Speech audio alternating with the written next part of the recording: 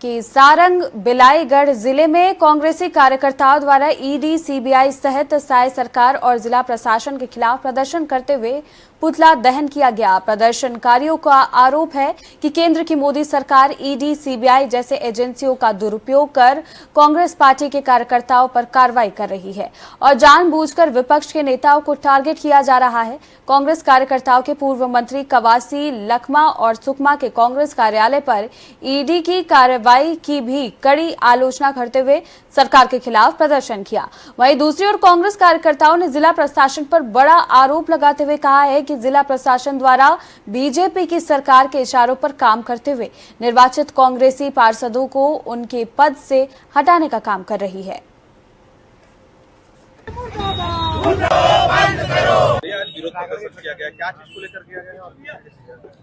ये भारतीय जनता पार्टी के द्वारा केंद्रीय एजेंसियों को सामने करके विरोधी पार्टियों को जो परेशान करने का प्रयास किया जा रहा है। अभी कल सुकमा में ऐसा पहले बार हुआ कि जिला कांग्रेस भवन को ईडी ने सील कर दिया है।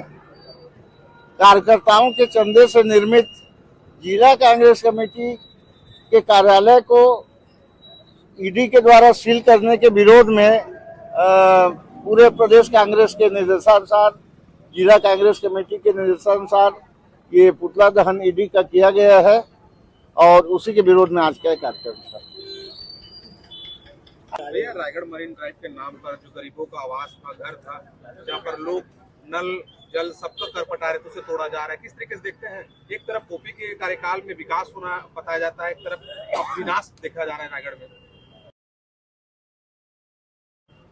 आप देखेंगे ओपी चौधरी का कहर, जिस प्रकार उन्होंने चुनाव में कहा था कि कहर ढालूंगा, सचमुच गरीबों के ऊपर उन्होंने आज कहर ढाल दिया। लगभग 300 लोग, गरीब लोग, जबकि व्यवस्थापन नीति है, बरसात आने वाला है, भीषण गर्मी है, अभी लोगों को व्यवस्थापन करने के बाद उनका घर तोड़ा जाना या उनका व्यवस्थापन के बाद ऐसा कुछ कार्रवाई किया जाना चाहिए था। जिस प्रकार से ओपी चौधरी और भाजपा की सरकार गरीबी के साथ जिस प्रकार से अन्याय कर रही है, हम उसके खिलाफ है और कांग्रेस लगातार, हमारे रायगढ़ के कांग्रेस जन उनके गरीबों के खिलाफ अत्याचार के खिलाफ लगातार लड़ रही है। गरीबों के साथ हम लगातार खड़े हैं। क्या माना जाए, जो कांग्रेस है वो उनके पक्ष में सड़क पर उतरेगी? कांग्रेस सड़क में उतर के उनके साथ उनकी लड़ाई लड़ रही है और इसको बेहद, अब ये रायगढ़ ही नहीं पूरे प्रदेश में इनका यही नीति है, इसी प्रकार का इनका काम है।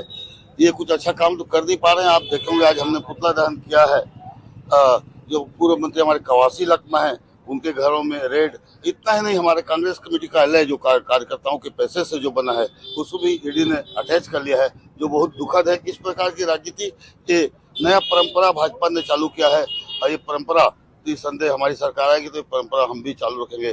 जिस प्रकार से इन्होंने पूरे देश में इनका जो कार्यालय है, भव्य कार्यालय रायपुर में या दिल्ली राजधानी में या समस्त जिला मुख्यालय में, इनके खिलाफ भी कहाँ से पैसा, कहाँ से ये भवन बना, इसका पता लगा के हमारी सरकार पे हम भी इनके खिलाफ कार्रवाई करेंगे।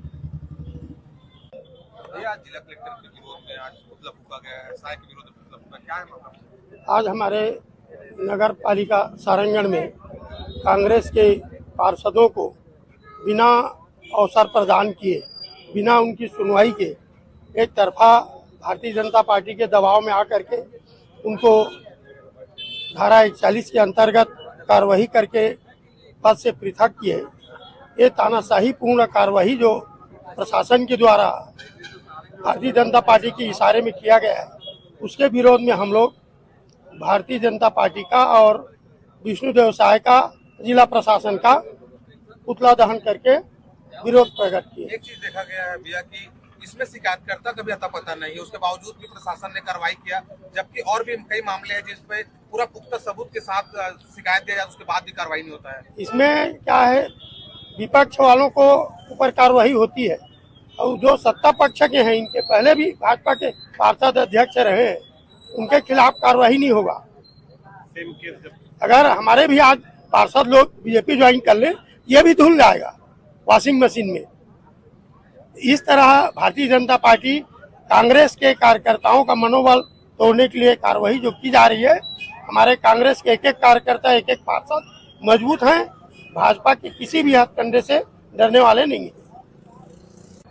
पार्षदों के खिलाफ जिस तरीके से कार्रवाई हुई है, किस तरीके से देखते हैं और आगे आप लोग क्या करेंगे, क्योंकि आप खुद उसमें पार्षद हैं, उसमें हटाया गया है। जिस तरीके की स्थिति आज बनी हुई है, आप सब देख सकते हैं कि हम लोगों को पार्षदों को एक एक पेज का नोटिस जारी किया गया, जिस पेज में ये भी स्पष्ट नहीं था कि हमारे ऊपर किस शिकायत पे कार्रवाई की जा रही है। उसका हम लोगों को लगातार 2 बार 3 बार नोटिस दिया जाता है, पर हमको तो ये मामला ही पता नहीं है कि हमारे ऊपर कार्रवाई किस बेस पे किया जा रहा है। कलेक्टर साहब भाजपा शासन और प्रशासन की कठपुतली बनकर काम कर रहे हैं।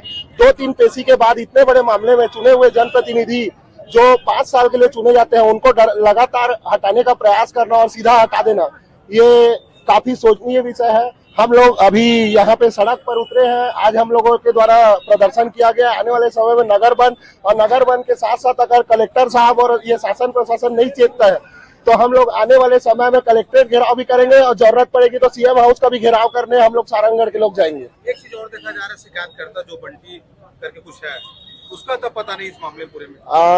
यही है कि अलग अलग लोगों के लिए अलग अलग तरीके की कार्यवाही जिला प्रशासन निर्धारित करता है। हम लोगों के द्वारा जैसे रेत खनन के संबंध में भी शिकायत दी गई है, फोटो वीडियो सारा चीज उपलब्ध करवाया गया, तब भी आज तक कोई कार्रवाई नहीं हुई। बंटी केसरवानी एक ऐसा व्यक्ति है जो सारंगगढ़ में इस नाम का कोई व्यक्ति ही नहीं है, उसके झूठे शिकायत पर कार्रवाई की जाती है। सामने वाला नोटिस तक लेने को तैयार नहीं है, नोटिस भी नहीं दिया जाता है और हम लोग को सीधा पद से हटा दिया जाता है। और एक और बात बताना चाहूंगा, जब हम लोग यहाँ उपलब्ध नहीं थे, हम लोग को नोटिस भेजा गया तो हमारे घर के सामने दूसरे दिन में नोटिस छपा किया गया है। आप लोग नगर पालिका जाके देखेंगे कि आज तक नगर पालिका में नगर पालिका के सीएमओ आज 2 साल 3 साल से यहाँ कार्यरत है, आज तक उनका नाम वहाँ पे अंकित नहीं है। लेकिन पार्षदों को हटाने के बाद भाजपा शासन के दबाव में आकर हमारे घर के बाहर नोटिस छपा किया जा रहा है।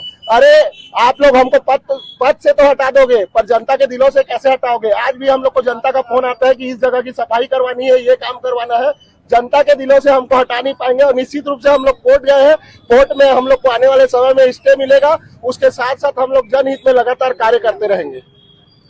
आज विरोध प्रदर्शन किया गया, क्या चीज को लेकर किया गया? ये भारतीय जनता